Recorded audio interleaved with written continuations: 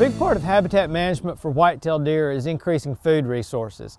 But typically, landowners are focused mostly on food resources during hunting season. But that's actually not when deer have the highest nutritional demands. You need to think about the full calendar year, particularly food that is going to be available during the early summer when they're developing antlers or when they're nursing fawns. These are when they really have incredibly high nutrition demands.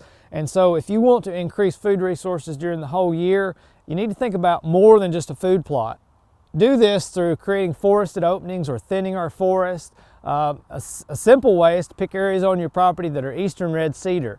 Usually those areas have very little in the understory for whitetails. In those spots we can just cut the cedar down and burn, which is what's been done here, and we'll get a flush of important deer forages like ragweed, partridge pea, pokeweed, and then if you'll just maintain that with fire maybe once every 3 to 7 years, you can keep that in a composition that'll really be beneficial for deer and meet their nutritional needs. You can also go into oak forest and thin those, either mechanically cutting them and then burning, or using some selective herbicide to create openings in the forest and try to get that canopy cover down so that more sunlight reaches the forest floor and you get that response of food resources.